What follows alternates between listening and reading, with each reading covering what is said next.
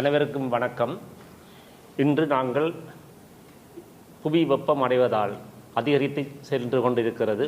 இதனால் ஏற்படும் விளைவுகள் பற்றி இங்கு நாங்கள் கலந்து ஆலோசிக்கலாம் என்று இருக்கின்றோம். குளோபல் வார்மிங் என்று சொல்லப்படுகிறது. இப்பொழுது வெப்பநிலையின் அளவு அதிகரிக்கிறது. அதை விட ஈரப்பதன் ஹியூமிடிட்டியும் அதிகரித்து காணப்படுகிறது. இதனால் பல பிரச்சனைகளை நாங்கள் எதிர்நோக்க வேண்டி இருக்கிறது. அதாவது ஹீட் ரிலேட்டட் ப்ராப்ளம் என்று சொல்லுவோம். ஹீட்டால் ரேஷஸ், உங்களுக்கு எல்லோருக்கும் தெரியும், வேர்க்குருப்பரு, இதை விட வேறு ரேஷஸ் வரலாம். அடுத்ததாக ஹீட் கிராம்ஸ் என்று சொல்லுவோம். அதாவது தசை பிடிப்பு அல்லது தசையில் நோ ஏற்படும். இது இந்த ஹீட்டால் வியர்வை வந்து உப்புக்களின் அளவு இரத்தத்தில் குறையும் பொழுது இந்த தசைப்பிடிப்புகள் ஏற்படுகிறது. அதை விட ஹீட் எக்ஸ்கோஷன் என்று சொல்லுவோம்.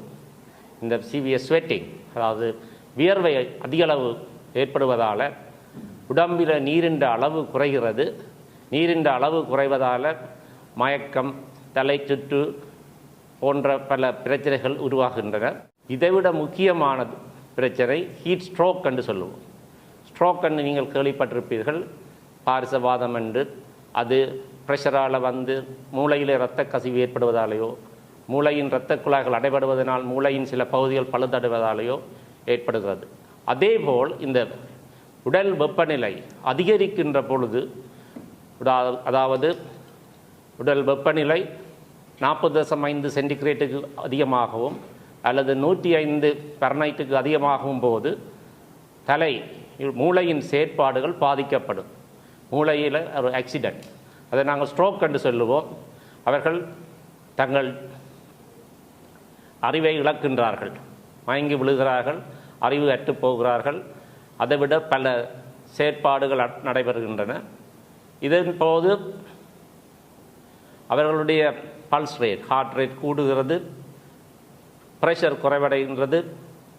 இதால் மற்ற உடம்புகளுக்கு போகின்ற இரத்த ஓட்டத்தின் அளவு குறைவு அடைவதால் சிறுநீரகத்தில் பாதிப்பு ஏற்படலாம், ஈரலில் பாதிப்பு ஏற்படலாம், இருதயத்தில் பாதிப்பு ஏற்படலாம். பலவிதமான எரித்மியாஸ், அதாவது இதய துடிப்பு வீதத்தில் மாற்றங்கள் ஏற்படலாம். அதைவிட சுவாசத்திலே செயற்பாடுகள் மாற்றம் ஏற்படலாம். சுவாசத்தின் வேகம் அதிகரிக்கும், அது ஆக்சிஜனேஷன் குறைவடையும், ஏஆர்டிஎஸ் என்று சொல்லுவோம், அல்லது நான் கார்டியோஜெனிக் எடிமா என்று சொல்லுவோம். இதனால் அவர்களுக்கு செயற்கை சுவாசம் அளிக்க வேண்டிய செயற்பாடுகள் தேவைப்படுகின்றது. இதைவிட இரத்தத்தில் குருதி சிறுதட்டுக்களின் அளவு குறைவடையும். அதைவிட அந்த கோயாகுலேஷன் டிஸார்டர்ஸ் வருகிறது. அதை நாங்கள் டிஐசி என்று சொல்லுவோம், டிசமினேட்டட் இன்ட்ராவெஸ்குலர் கோயாகுலேஷன். இதால் இரத்தப்பெருக்கு போன்ற பல குறைபாடுகள், பல நோய்கள் ஏற்படுகிறது. ஆகவே இந்த உடல் வெப்பநிலை அதிகரிக்கிறது. ஏன் அதிகரிக்கிறது? எங்கள் என்வாயன்மெண்ட், சரௌண்டிங்ஸில் வெப்பநிலை அதிகரிப்பதால் வெப்பம் உடலுக்கு கடத்தப்படும். உடம்பு வெப்பநிலை அதிகரிக்கும். நோமலாக உடம்பு வெப்பநிலை அதிகரிக்கும் போது ஹீட் வெளியேறுகிற தன்மை காணப்படும். வியர்வை மூலமோ இரத்த குழாய்கள் டைலேட் பண்ணுவதன் மூலமோ அந்த உடல் வெப்பநிலையை ஆட்டோமேட்டிக்காக எங்களது மூளையில் சில பகுதிகள்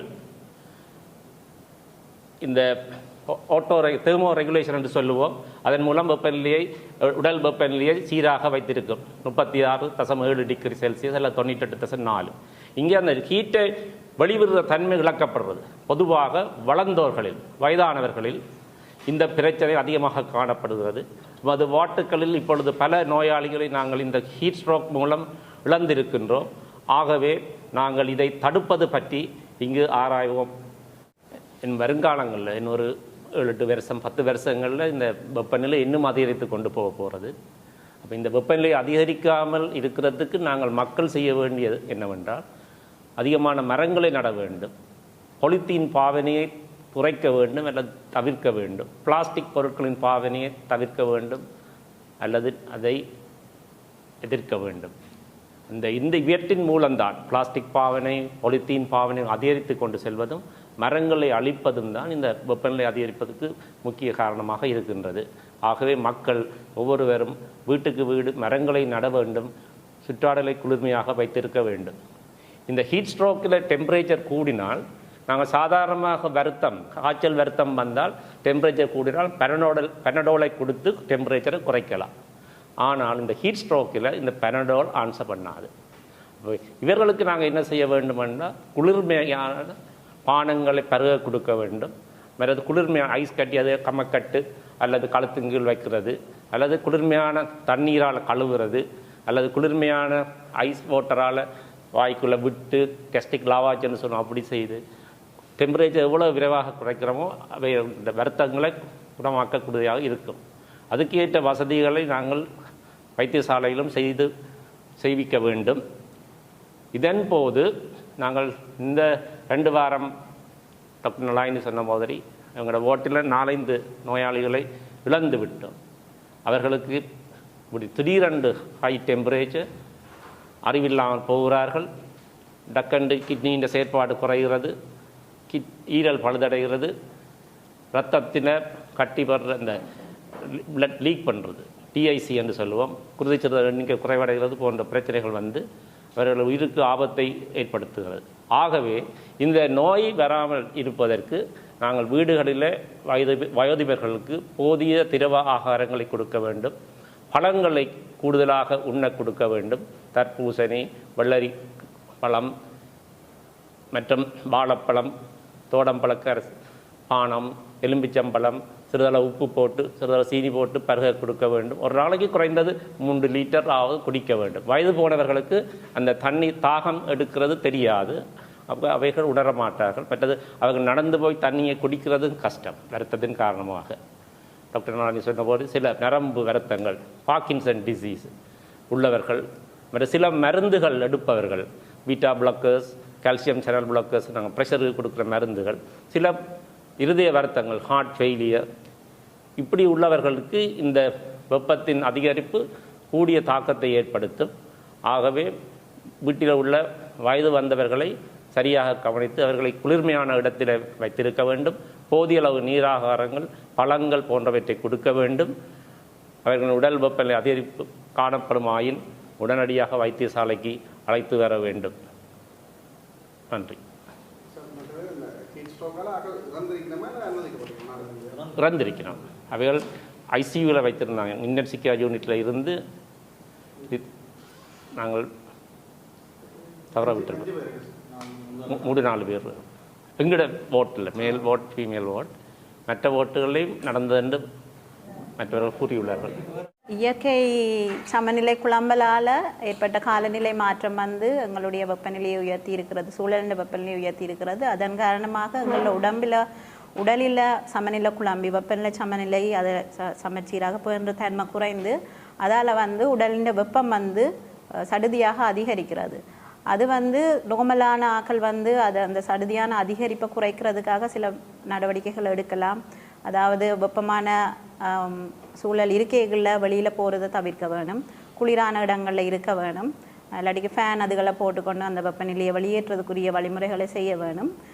இல்லாட்டிக்கு நிறைய தண்ணியை குடித்து கொண்டு இருக்க வேணும். அப்படியான நடைமுறைகளை பின்பற்றுவதன் மூலம் அந்த வெப்பநிலை உயர்றதை நாங்கள் குறைத்து கொள்ளலாம். அதே நேரம் எங்களுடைய உடம்புல இருந்து வெப்பநிலை வெளியேற்றத்தையும் கூட்டலாம். ஆனால் இந்த சமநிலை வந்து சில பேரில் வந்து குறிப்பாக முதியவர்கள், மற்றது நாட்பட்ட நோயாளிகள், படுக்கையிலேயே இருக்கிறவர்கள், அதாவது பாரிசவாதம் அதில் வந்தவர்கள், அல்லது பார்க்கின்சன்ஸ் என்று சொல்கிற நோய்வாய்ப்பட்டவர்கள், அல்லது முதியோர் இல்லங்களில் இருப்பவர்கள் வந்து கூடுதலாக பாதிப்படைகிறார்கள். மற்றது வந்து குழந்தைகள். அவர்கள் இந்த 2 பிரிவினரும் வந்து தங்களுக்கு தண்ணீர் தேவை என்றால் கூட தங்களுக்கு கேட்க இல்லாத ஒரு தன்மை இருக்கைகளில் அவர்கள் தங்களுடைய தங்களாகவே எடுத்து செய்ய இல்லாமல் போகைகளில் அவையுடைய கவனிப்பும் குறையகளில் இப்படியான அதிகரித்த வெப்பத்துக்கு உட்படுகிறார்கள். அப்படியான அதிகரித்த வெப்பத்துக்கு உட்படைகளில் உடலில் ஏற்படுகின்ற குழப்பங்கள் வந்து டாக்டர் பேரானந்தராஜா சார் அவர்கள் சொன்னவர்கள் என்னென்ன ஏற்படும் என்று. இப்போது கடந்த 1 மாத காலத்துக்கு மேலாக அதிக அளவிலான முதியவர்கள் வந்து எங்களுடைய நோயாளர் பிரிவுகளில் விடுதிகளில் அனுமதிக்கப்பட்டு அவர்களுக்கு கனவிதமான சிகிச்சைகளை செய்தாலும் சில வேளைகளில் காப்பாற்ற முடியாமல் போகின்றது. எனவே நாங்கள் இந்த இந்த என்ன இதை கூட்டினதுக்குரிய இதை கூட்டினதுக்குரிய காரணம் வந்து ஒரு அறிவாக வந்து உங்களுக்கு இதை பற்றிய அறிவை வந்து உங்களுக்கு தெரிவிப்பதற்கான ஒரு காரணமும் அத்தோடு இந்த கூடிய வெப்பநிலையிலிருந்து எப்படி எங்களை நாங்களே பாதுகாத்து கொள்ளலாம் என்ற ஒன்றுக்காகவும் தான். நான் முதலிலே சொன்ன மாதிரி பாடசாலை பிள்ளைகள் அவர்கள் நடு வெயிலில் விளையாடுறதை தவிர்க்க வேணும்.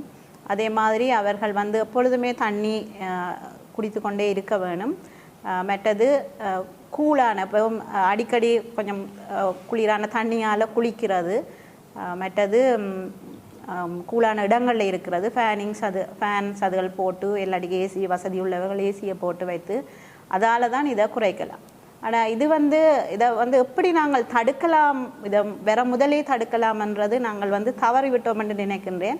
இது வந்து ஒரு கிளைமேட் சேஞ்ச், அதாவது இது காலங்காலமாக எங்களுடைய மனிதருடைய ஆக்டிவிட்டீஸ் நடவடிக்கைகளால் வந்து காலநிலை வந்து மாறிக்கொண்டு வருது. அதால் நாங்கள் சாப்பிட்ற சாப்பாடு, குடிக்கிற தண்ணீர், சுவாசிக்கிற காற்று, மற்றது இப்போ வந்து இருக்கிற சூழல் எல்லாமே மாறி போயிட்டுது. அதுக்கு வந்து நாங்கள் தான் மிக முக்கியமான காரணம்.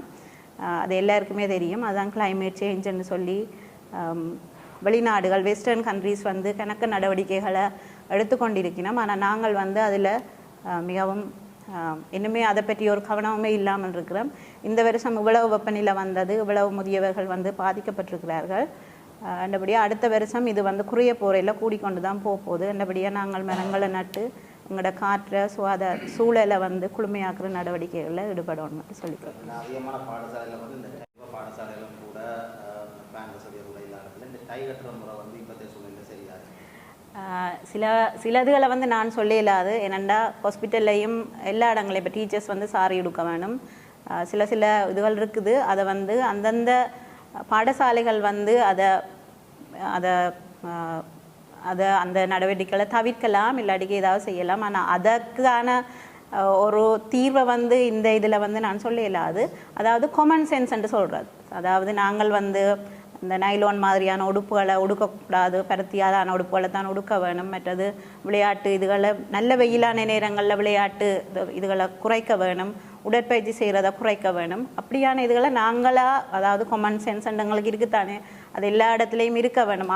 பாடசாலை என்றா அதிபர், ஹாஸ்பிட்டல் என்றா வைத்தியர்கள், வைத்திய நிபுணர்கள், மற்றது அட்மினிஸ்ட்ரேட்டிவ் டிரெக்டர்ஸ், அப்படி எல்லா இடத்துலையும் இருக்க வேணும். சில கட்டாயங்களை அவைகள் தவித்து கொள்ளலாமே ஒழிய அதுக்கு நான் இதில் வந்து அறிவுரை சொல்ல இல்லாது. வெப்பநிலை காரணமாக அந்த குளிர் நீரை வந்து உடனடியாக எடுத்துக்கொள்வது ஒரு வளமையாக இருந்து கொண்டு இருக்கு.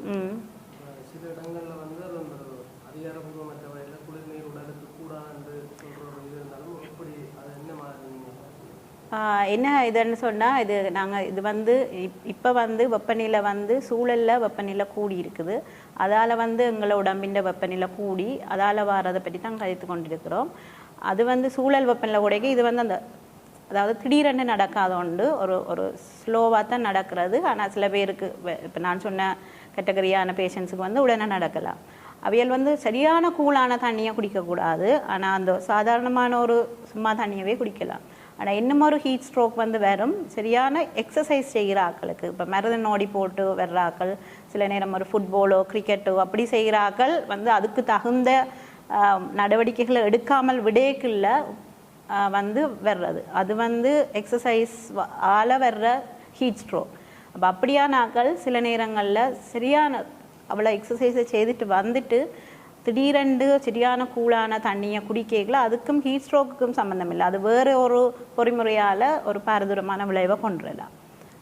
அதே ஒழிய நீங்கள் வந்து சாதாரணமான ஒரு தண்ணி ஒரு என்ன குடிக்கக்கூடிய அளவு கூலான தண்ணியை எடுக்கிறதுல பெரிய பாரதூரமான விளைவுகள் வராது. ஆனால் நீங்கள் என்னதான் இருந்தாலும் நீங்கள் குடிக்கிற திரவ ஆகாரங்கள் வந்து நல்லதான்றதை பார்க்க வேண்டும். அதாவது நீங்கள் கேட்கலாம் சோடா அதுகள் குடிக்கலாம், அப்போ அதுகள் எல்லாம் வந்து எப்போவுமே சுகாதாரத்துக்கு நல்லதில்லை.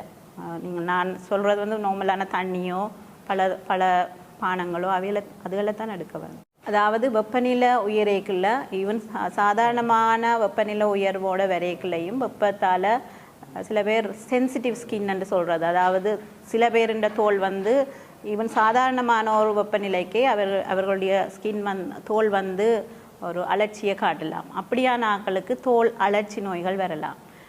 அது வந்து அந்த அந்த அலர்ச்சி தன்மைகள் இருக்கிற ஆட்களுக்கு அது வரலாம்.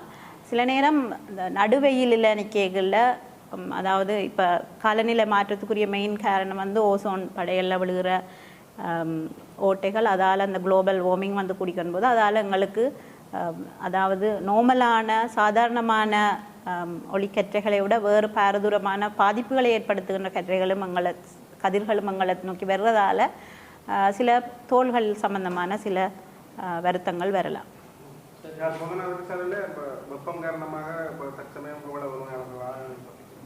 எனக்கு அந்த விவரம் தெரியாது. ஆனால் தற்சமயம் எங்களுடைய விடுதியில் வந்து நாங்கள் இப்போ கடந்த 2-3 நாட்களாக கிட்டத்தட்ட 4-5 ஒரு வாரம், ஒரு 2 வாரத்துக்குள்ள 4-5 நோயாளிகள் வந்து இப்படியான பாதிப்புகளுக்குள்ளாகி அவையில் இழந்தும் இருக்கிறார்.